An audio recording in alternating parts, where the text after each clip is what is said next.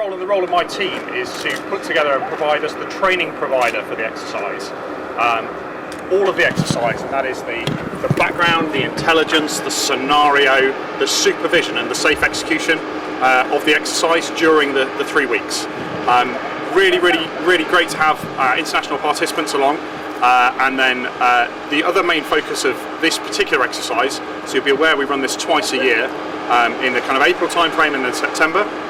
So September, one of the main training audiences for us is our weapons instructor course candidates in the UK. So that's our QIs who are going through the summative phase of their training. We've got a whole range of QI candidates being assessed from combat air on Typhoon and F-35 Lightning B, but also our intelligence, non-kinetic, space, cyber. And what that really demonstrates is how we're transitioning this exercise from what used to be a very air-dominated exercise to now an air-led but multi-domain integration exercise. And over the three weeks of the exercise, that's 2 weeks of day and 1 week of night, we're going to expose the candidates to 14 challenging missions to sort of test their integration across all of the different capabilities that they bring, and also their sort of tactical execution. One thing to highlight that's new for us this year, which is proving a bit of a challenge for my team, is the fact that we are planning and executing concurrently. So to achieve those 14 missions over the 3 weeks, we've got a team planning one day and executing the next day, and on that next day there's another team planning to execute the day after that.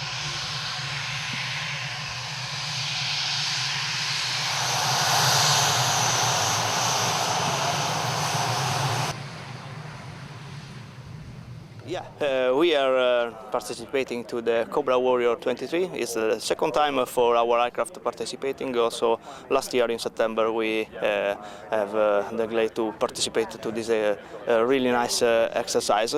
And our role actually is to work to train with our partners, with the NATO nations for this in this kind of exercise. That is a really complex exercise with multi-domain scenarios and really kind of difficult environments, so we can try to gain the best from this collaboration. It's important because actually we can try to improve our procedures, our techniques, and in our aircraft obviously we have the flight deck, so the pilots, but also the crew mission staff, so also the mission controllers are really proud to participate and to work with the other guys in the air.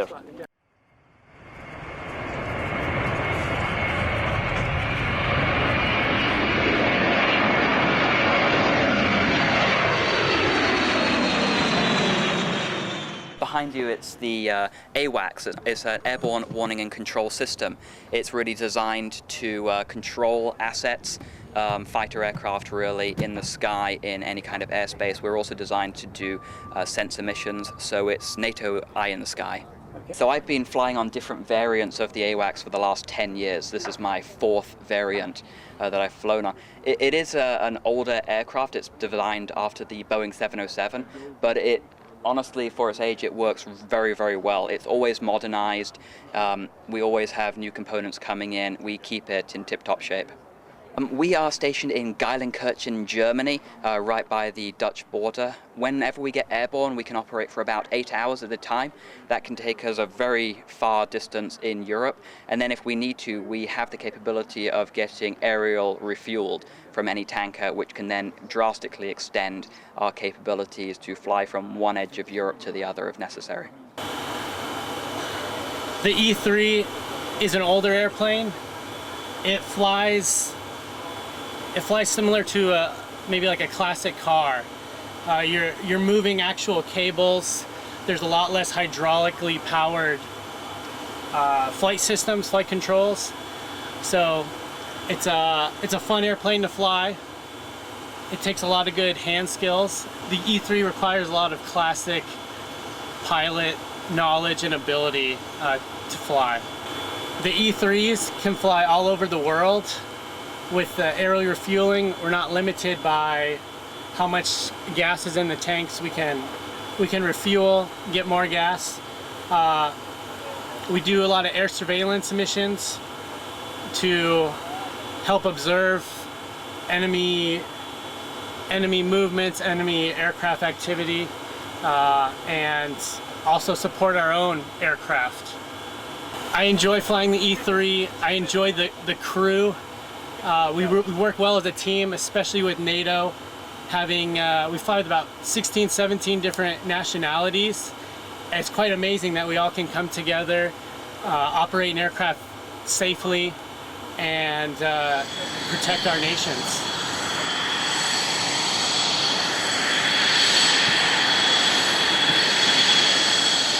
My name is Lieutenant Colonel Tom Lawrence. I'm the commanding officer of 433 Tactical Fighter Squadron. And for this exercise, I'm also the Air Task Force Commander for all the Canadians participating in Cobra Warrior in the UK. It is a first for us, for the Air Force, and under Operations, we're very proud to be back in Europe, providing support and training with our allies and NATO. So strategically, it's important for Canada to continue to demonstrate our commitment to NATO and our allies. For us, kind of at the more tactical level, it provides an excellent training opportunity for our air crew and our maintainers, not just to operate out of a different location, something we're not used to, but also train with our allies, their different platforms and the different capabilities that they bring to the fight.